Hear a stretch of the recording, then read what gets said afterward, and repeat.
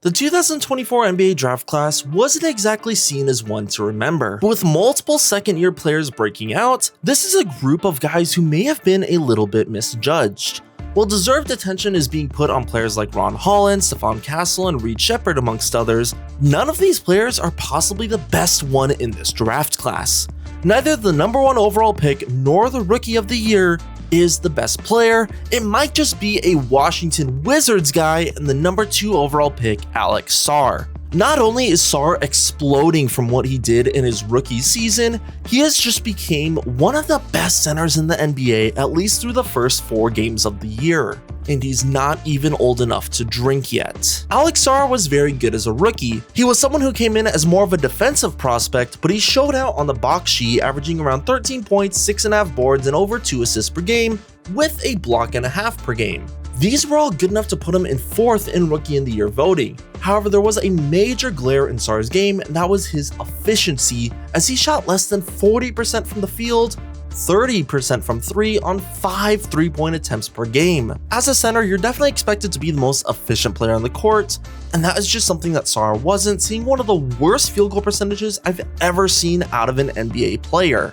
And a lot of this came from his over-reliance on the 3-ball. He shot at 31%, but he shot 5 attempts per game, which was nearly 40% of his total shots. Going into the season, Alex Sarr changed his shooting strategy. While he was taking 5 in the year prior, this year he's taken around 2 to 2.5 per game, which has boosted his efficiency by nearly 6%. Little did we know, a tweak like this helped unlock his full potential, bolstering him as one of the best players not just in the draft class, but amongst all centers. So far, Alex Sarr is averaging around 20 points, 9 rebounds, 4.5 assists, 2 blocks, while shooting 15% better from the field and 6% better from 3.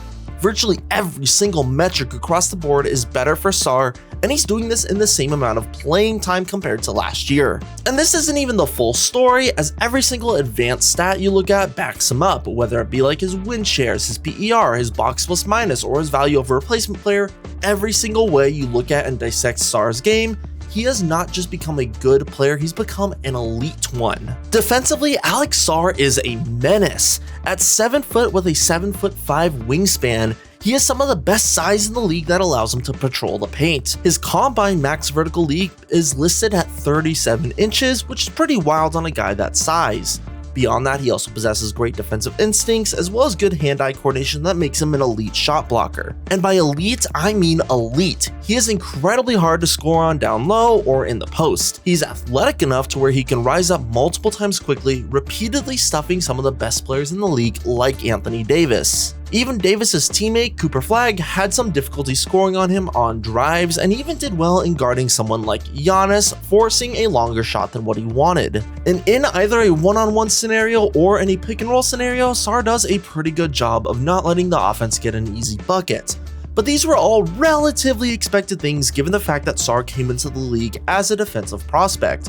It's what he's done on the offensive side of the ball this year that makes him such an incredible player. While Sarr has always had a bit of a decent hook shot, this is an area of major improvement on the year so far. Both in the post or his light touch shots around the rim have gotten a lot better. Last year he shot around 63% in the restricted area, and this year he's shooting at 70% in the restricted area on double the volume. Even just a little bit deeper outside of that restricted area, he's shooting a very good but likely unsustainable 53%. But with more attempts at the rim and lowering his 3-point rate, Sarr is seeing a massive single season improvement on his efficiency.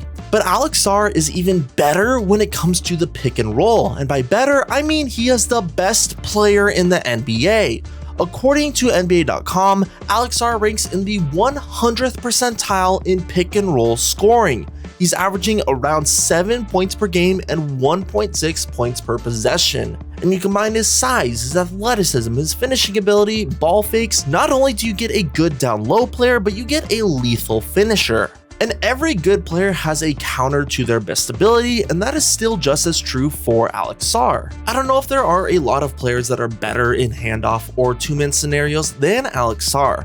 Majority of his assists are coming from plays like handing the ball off to CJ McCollum or Chris Middleton, setting a screen and letting them work. I genuinely believe in watching these early games, he should fall in the conversation of guys like Sabonis, guys like Sengun, or maybe even Jokic, specifically in his ability in the two-man game and in handoff scenarios. It's not really a surprise to me that he has doubled his assists going into the league. You add in the fact that he has a good driving kick, that you add in the fact that he does some good skip passes or short roll passes, you have a really good playmaking center on top of a really good post center and defender. Through handoffs and pick and rolls, it has opened up his lower volume but improved outside game. He shoots mid-range on a better volume, showing off a post fade or even a face-up game, but then it's also his 3-ball game that has evolved. His release looks better, the shot looks more confident, and just overall it just looks cleaner. 31% at 5 attempts per game is free for defense. 36% on 2.5 attempts per game, that's great for a modern day center. Just enough to stretch out the defense, but not enough for the shots to bail them out either. Alex Sarr is putting it together. At 20 years old, he is a great defensive player who has quickly added on an offensive game, making him a high-level two-man guy. He's great in the pick and roll on both sides of the ball. He's a good rebounder, he's a good finisher, he's a good post player. He's basically kind of good at every single skill we ask of a modern day center. Obviously, Sarr is not the best center in the league, and there are still quite a few guys above him. However, Sarr is a very complete center who at just 20 years old is showing aspects of being elite at so many different skills. I have a little bit of hesitation of calling him the best player in the draft class just because Stephon Castle's had a good start of the year, but Sarr makes a very, very strong case. Maybe he doesn't carry these exact stats throughout the season, but to me his play on the court is definitive. Alex Sarr is the future of the Washington Wizards, and he is on pace to become one of the best big men in the entire league. That is it for this one. If you liked the video, you know what to do, and I will catch you all next time.